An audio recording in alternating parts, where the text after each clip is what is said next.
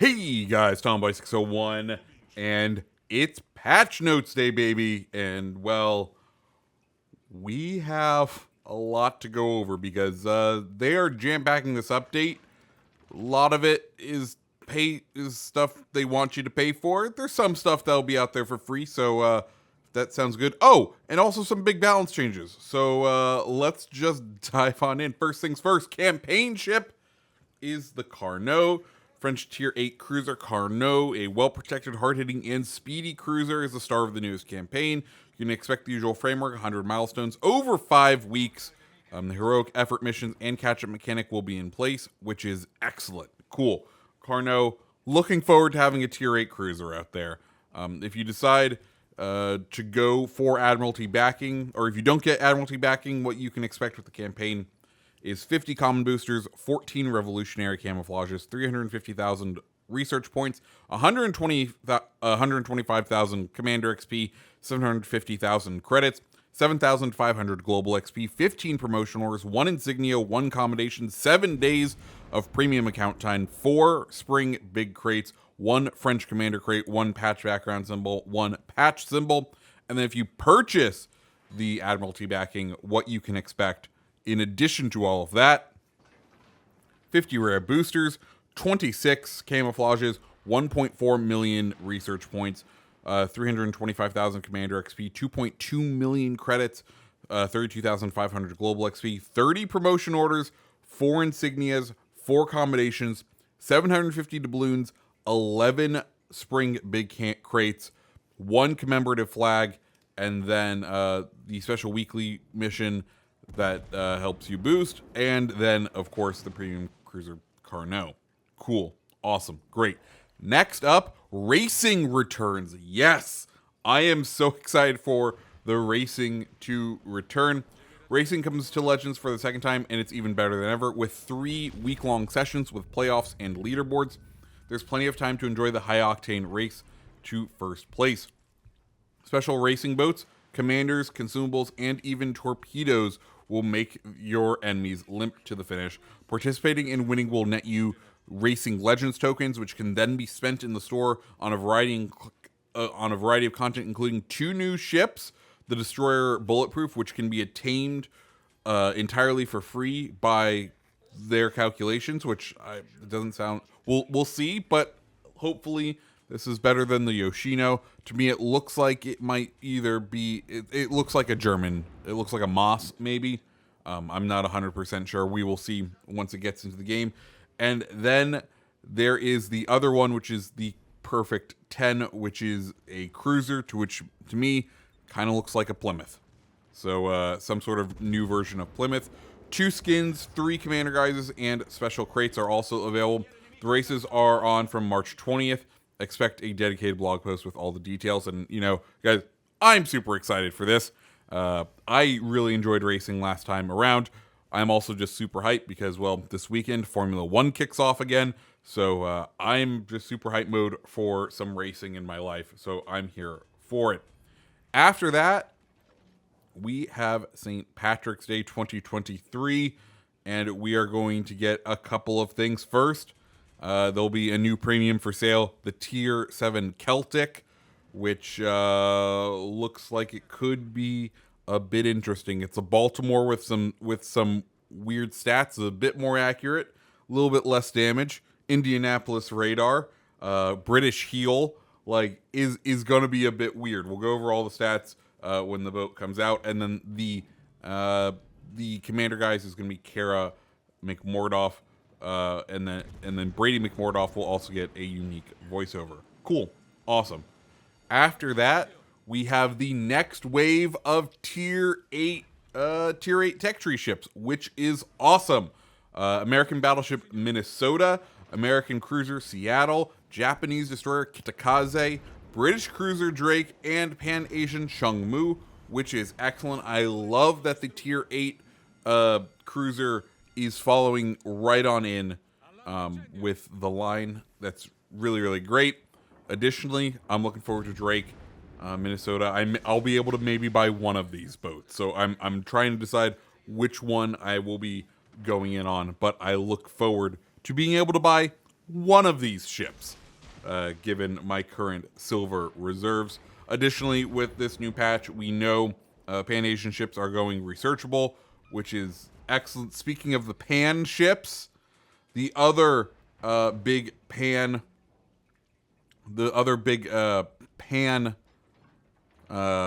nation, Pan America, will be introduced. Tier 7 Atlantico. If you purchase Atlantico, you'll get the unique commander, who really isn't that unique. He's going to be the base commander for the set. So, yay. I don't anticipate Atlantico being too powerful off the rip, just because we won't have those secondary skills if we're getting just a base commander with Atlantico. So, it'll be one to keep your eyes on. For those who enjoy ranked, tier 8 ships will be available in ranked in this upcoming season, which is a little nice thing. After that, there is a certain new legendary that will be available to research. The Schlieffen will be in the Bureau, the longest reaching secondaries in Legends and Torpedoes board. That's the Schlieffen. The project will deliver to you this brand new German legendary battleship. It is available for credits or doubloons in the store. Excuse me. Are we selling the project again? Or are we that's interesting. Okay. That's a bit of a change. If it really is, it's not going to be researchable in the Bureau. It's going to be available for credits or doubloons in the store. So is it going to be like the battleships again? Or like with the aircraft carriers? Interesting. Then there'll be a couple of other changes. The last thing that's really important in the patch notes is the National Plus voiceovers. They're adding National Plus, which is going to be a mixture between the unique commanders and the national lines, which I'm excited for. I'll probably be rocking that. After that, we do have another Ministry of Balance, and there are some big changes. So first off, Maine getting some massive buffs. Maine has been fairly underwhelming for many players, and she hasn't been performing well overall. We've decided to significantly improve her survivability by increasing the HP of her hull while reducing the amount of HP in her individual components. This will make her a tougher target, enabling her to absorb more fire whilst taking less damage. So, she's getting overall HP buffed to 72,000. Then her bow HP is being reduced from 12,500 to 3,800. Then the casemate is being reduced from 33,000 to 9,800. Stern is being reduced from 16,000 to 5,000. And then the Citadel armor, or Citadel HP, is being reduced from 72,200 down to 54,000. Magazine HP is being reduced from 48,000 to 36,000. Steering gear HP is being reduced from 28,900 to 21,600. And then the superstructure is being reduced from 10,000 to 3,000. Is going to be weird. And then the hull is, yeah, it's gonna be a tanky boat, I think. We will have to see. After that, Ibuki and Ibuki B also getting a nice buff via their shells.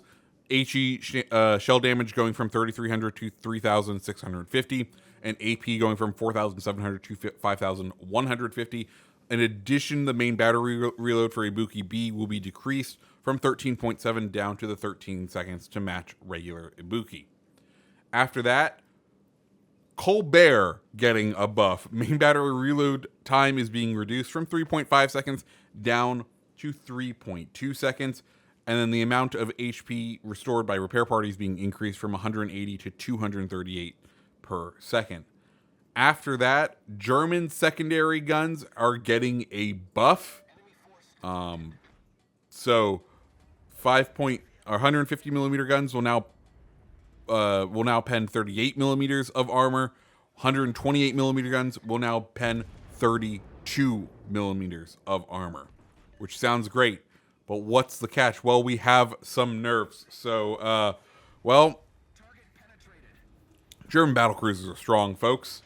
And Prince Ruprecht will be seeing a bit of a bit of a nerf. Main battery reload time being increased from 30 to 32 seconds. Secondary battery reload time on the small guns going up to 3.5 seconds, and on the larger guns going up to 8 seconds. On Heinrich, we're also seeing a nerf. Main battery reload time is being increased to 33 seconds. After that, Delny, still not done getting its nerfs. Maximum torpedo damage is being reduced from 5,000 or 15,100 down to 14,400. Torpedo launcher reload time is being increased from 129 to 140 seconds. Torpedo reload speed is being reduced from 65 knots to 60 knots. And torpedo detectability range is being reduced from 1.2 to 1.1. Finally, we have, one other, aircraft carrier nerf. August von Parsifal getting the nerf hammer again. Maximum bomb damage being reduced to 6,100. Or maximum bomb damage for the upgrade hull also being decreased from 7,000 to 6,800. Torpedo damage being reduced to 5,133. And the hangar size for both AP and torpedo bombers being reduced from 15 down to 14.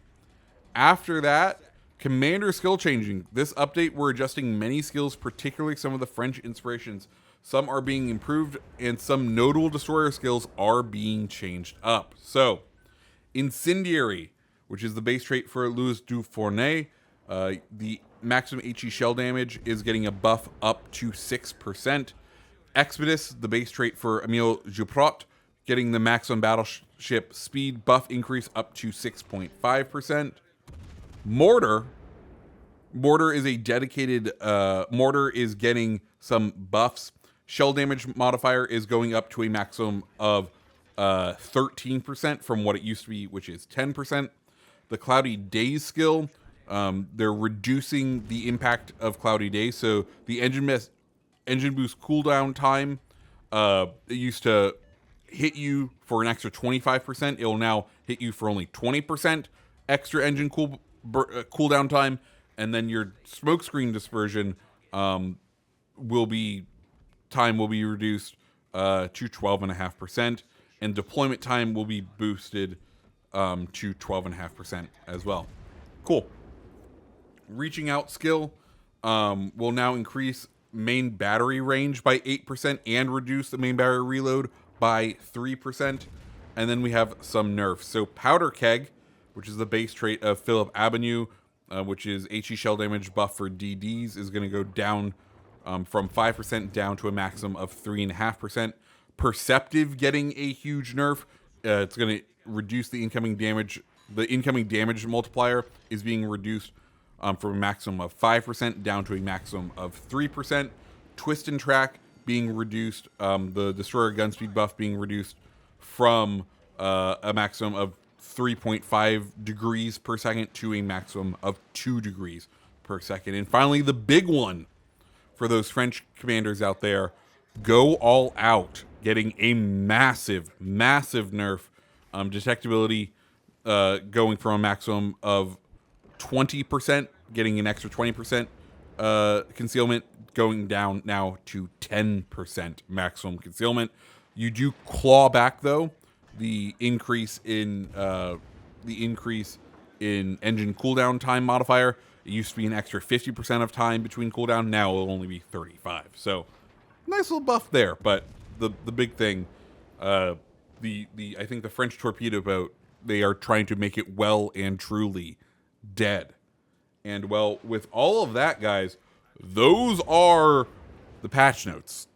I think we have a good mix here, right? Tier 8s. Not that a lot of people play them because they're so damn expensive.